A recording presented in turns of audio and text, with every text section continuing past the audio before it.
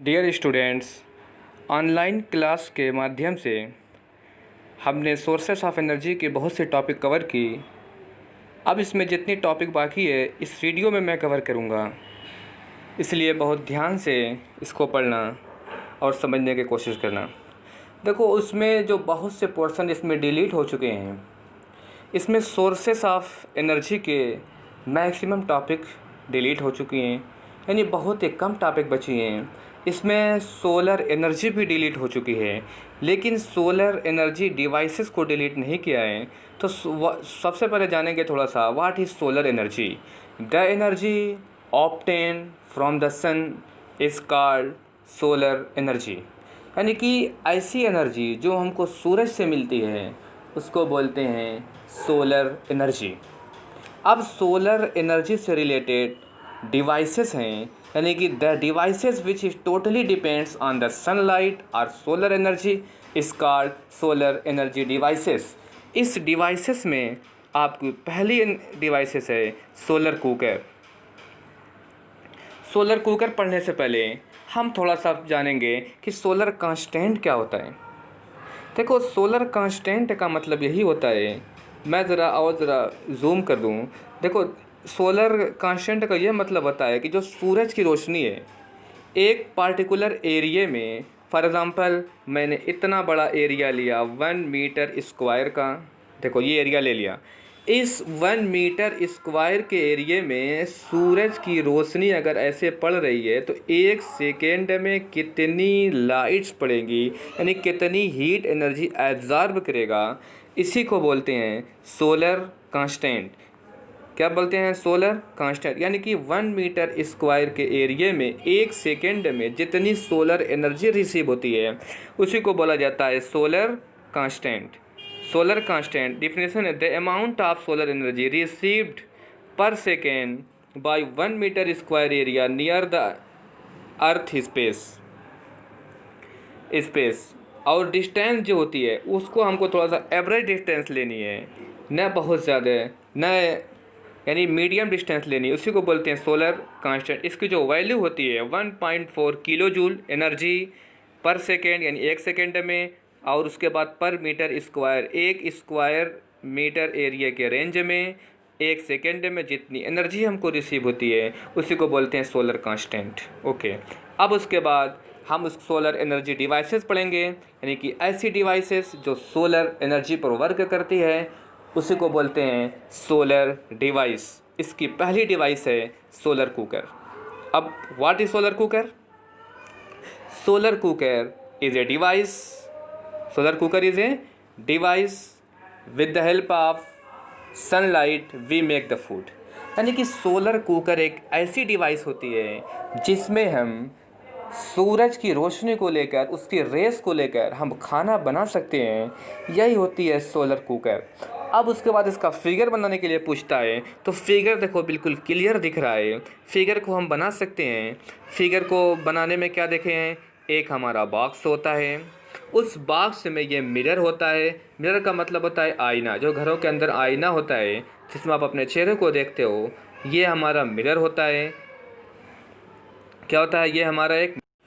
अब जो plane mirror होता है उसके बाद क्या देखते हैं, उसके बाद ये ब्लैक कोटेड बॉक्स होता है, इसके अंदर पार्ट्स लगे होते हैं, बर्तन रखे होते हैं, ये इसका कंस्ट्रक्शन है। अब बात आती है वर्क कैसे करता है। तो वर्क करने के लिए जैसे ही सन की लाइट इस मिरर पर पड़ती है तो यहाँ से होता है रिफ्लेक्शन, यानी कि टकराने के बाद लाइट वापस आती है। यानी कि ऐसे सनलाइट गई, उसके बाद इस मिरर पर, यानी कि मिरर को आपने बचपन में बहुत मजाक भी किया होगा, किसी आँख के सामने करो, क्या देखते हैं उसको, चकाचौंध लग जाती है, यानी कि जितनी रेज थी सब रिफ्लेक्ट हो गए, उसी को बोलते हैं रिफ्लेक्शन। तो यही काम यहाँ भी होता है, जैसे ही सनलाइट यहाँ पर पड़ती है सब के सब क्या देखते हैं, यहाँ से रिफ्लेक्ट, ये लाइट पड़ी, ये इसमें क्या हो गई, रिफ्लेक्ट हो गई। तो जैसे ही, और जानते हैं ये ब्लैक कलर का रखते हैं, ब्लैक कलर जो होता है हीट का बहुत ज़्यादा एब्जॉर्ब करता है। तो जैसे ही सन की लाइट बहुत ज़्यादा पड़ती है तो ये अंदर का पोर्शन क्या होता है, गर्म होता है, हीट हो जाता है। तो उसके साथ साथ जो इसमें बर्तन्स रखे हुए हैं, जो पार्ट्स बने हुए हैं, बने वो हीट होते हैं। अब इस पार्ट्स के अंदर हम जो भी खाना रखेंगे उसको बना सकते हैं। अब खाना बनाने में ध्यान देना, सारी चीज़ें नहीं बना सकते। अब इसमें बनाना चाहो फ्राई छानना तो नहीं छान सकते, क्यों? उसको कंटिन्यूस हीट चाहिए। रोटी बनाना चाहे तो नहीं कर सकते। फॉर एग्ज़ाम्पल इसमें दाल बनाना हो, यानी कि उसको रखने के बाद छोड़ दिया जाए, या चावल बनाना हो, इस तरीके से चीज़ें जो बनानी होती हैं वो हम का सोलर कुकर में बना सकते हैं। ये हमारा था सोलर कुकर। अब उसके बाद सोलर कुकर के बाद भी एक डिवाइस है जिसका नाम है सोलर सेल। अब बात आती है व्हाट इज़ सोलर सेल। देखो, solar cell is a device, solar cell is a device which convert solar energy या sun energy into electric energy. यानी कि सोलर सेल एक डिवाइस होती है जो क्या करती है, सूरज की रोशनी को या सोलर एनर्जी को सीधे सीधे इलेक्ट्रिसिटी में या लाइट में क्या कहती है, हमको कन्वर्ट कर देती है। अब इसका फंक्शन क्या होता है, देखो इस सोलर सेल के सामने रखा हुआ है, मैंने बनाया, इसमें ऑलरेडी पहले ही से नोट है। तो इसमें देखो होता क्या है, यहाँ भी वही काम है, सिलिकॉन की एक लेयर होती है। अब यहाँ पर भी देखो सन रेस पड़ रही है। जैसे यहाँ पर सन रेस पड़ती है, क्या होती है, सन की रेस जब पड़ती है तो ये हीट होता है, तो इसके अंदर डिवाइस लगी होती है जो क्या करती है, सूरज की रोशनी को सीधे सीधे इलेक्ट्रिक में कन्वर्ट कर देती है, यानी लाइट बना देती है। उसी का नाम है सोलर सेल। अगर ये नहीं देखे होगे तो मैं ज़रा तुमको लोगों को रिकॉल करवा दूँ। बहुत से लोगों के पास घरों के ऊपर ब्लैक कलर का रखा होता है, चलो ब्लैक कलर का रखा होता है, तो वही चीज़ होती है, वो सोलर सेल नहीं होता है, सोलर पैनल होता है। यानी कि ये तो एक सेल था, एक सेल से हमको एनर्जी बहुत कम मिलेगी, इसीलिए एक का इस्तेमाल ना करके एक साथ बहुत ज़्यादा का आपस में कम्बिनेशन कर देते हैं, उसका नाम पड़ता है सोलर पैनल। क्या नाम पता उसका? Solar panel. देखो सोलर पैनल एक बना हुआ है, सोलर पैनल, यानी कि यहाँ पर सीधे सीधे ये जो आप देख रहे हैं ये भी सीधे सीधे क्या है, ये सोलर सेल है। जो पीछे सोलर सेल आपने पढ़ा, सोलर सेल जो हमने पढ़ा है, यहाँ पर भी क्या, ये नंबर आप 1 2 3 4 5 इस तरीके से करके बहुत ज़्यादा सेल्स को आपस में कंबाइन कर दिया गया ताकि हमको एनर्जी क्या मिले, ज़्यादा से ज़्यादा मिले।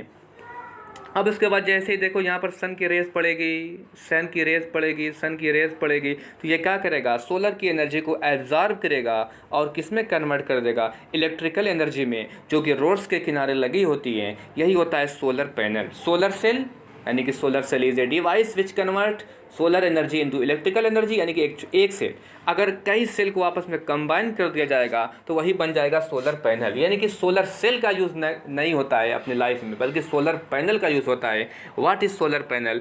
एक combination of solar cell is called solar panel. ये रोड के किनारे लगा होता है। अब बात आती है सोलर सेल या सोलर पैनल का यूज़ क्या है। एग्जाम पूछ दिया तो अपने हिसाब से बहुत सी चीज़ों को आप बता सकते हैं, जैसे रोड्स लाइट में, या घरों के अंदर फ़ैन ड्राइव करने में, फ़ैन को चलाने में, वाटर को गर्म करने पर, खाना बनाने पर, ये इसका क्या हो गया, आपका यूज़ हो गया। ये हमारे क्या था, सोलर पैनल भी ये क्या हुआ, फिनिश हुआ। अब उसके बाद इस चैप्टर की बिल्कुल लास्ट टॉपिक बचती है इन्वायरमेंटल कॉन्सिक्वेंसेस। यानी कि पीछे चूँकि इस साल हम बहुत सी एनर्जी के सोर्सेस कम पढ़ रहे हैं, तो इसलिए जितने भी सोर्सेस पढ़े, 2 ही 3 4 क्यों न पढ़े हो, तो इन सारे सोर्सेस ऑफ एनर्जी को यूज़ करने के बाद हमारे इन्वायरमेंट पर इसका क्या इफ़ेक्ट पड़ता है, क्या कॉन्सिक्वेंस पड़ता है, इसके बारे में स्टडी करना है इसमें। यानी कि जितने भी सोर्सेस ऑफ एनर्जी हैं, चाहे थर्मल एनर्जी हो, चाहे उसके बाद जियो थर्मल एनर्जी हो, न्यूक्लियर एनर्जी हो, हाइड्रो एनर्जी हो, सन एनर्जी हो, सोलर एनर्जी हो, इस तरीके के जितनी भी एनर्जी हैं।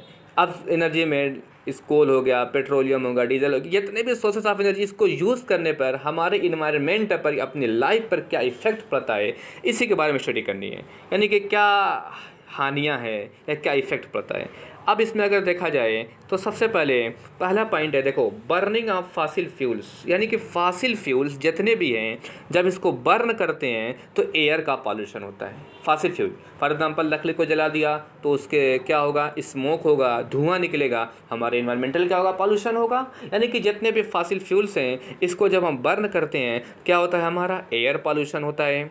ये पहला हमारा इफेक्ट हुआ। अब उसके बाद देखा जाए जो इसका सेकंड है, इसके सेकंड में देखा जाए contraction of dam affect the aquatic life. देखो जो हमने पढ़ा हाइड्रो पावर प्लांट में जो हम डिसएडवांटेज पढ़े थे वहाँ भी पढ़े थे कंस्ट्रक्शन ऑफ डैम, यानी जब हम डैम को बनाते हैं तो उसके पीछे की जितनी ज़मीनें होती है न तो किसी रहने के काम आती है न तो किसी कृषि के काम आती है, यानी कि सारी ज़मीनें हमारी क्या होती है हमेशा के लिए क्या होती है बेकार हो जाती हैं।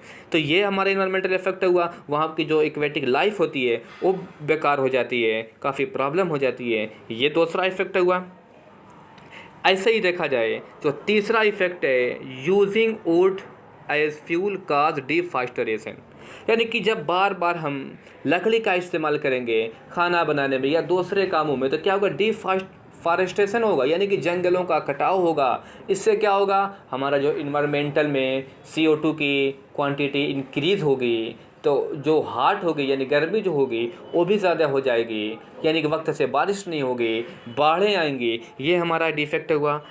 अब उसके बाद उसके नेक्स्ट पॉइंट है continuous drilling cause the noise pollution. चूँकि हमने जियोथर्मल एनर्जी पढ़ा नहीं है इस साल, तो जियोथर्मल एनर्जी का मतलब होता है ज़मीन को ड्रिल करते हैं तो ज़मीन के अंदर से जो एनर्जी निकलती है, यानी कि ये पार्टिकुलर एरिया में ही निकलती है, ज़मीन के अंदर से आग निकलना, इस तरीके से एनर्जी निकलना, उसको बोलते हैं जियोथर्मल एनर्जी। उसको बाकायदा ड्रिल करना पड़ता है, तो ड्रिल करने में बहुत ज़्यादा नॉइज़ होता है, बहुत ज़्यादा शोर होता है, तो वो भी नॉइज़ पॉल्यूशन हुआ। ऐसे ही instruction drawer for wave energy के लिए जो हम स्ट्रक्चर बनाते हैं, यानी कि समंदर के किनारे जो मैरीन वाला इलाका होता है वो काफ़ी क्या होता है काफ़ी प्रॉब्लम होता है, यानी रहने के काम नहीं आता है। यानी कि क्या देखा सीधे सीधे यही हमारा, यानी पीछे जितने भी सोर्सेस ऑफ एनर्जी पढ़े थे उससे हमारा क्या इफ़ेक्ट हुआ, यही चीज़ें इसको एग्ज़ाम में लिख देना है, पढ़ना है। अब मैंने कोशिश किया इस चैप्टर को फिनिश किया। अगर किसी को और भी प्रॉब्लम हो तो मेरे जो मैंने शुरू में जो नंबर दिया है उस पर कांटेक्ट कर सकते हैं, नंबर लिखा हुआ है उसमें कांटेक्ट कर लें। Okay, thank you.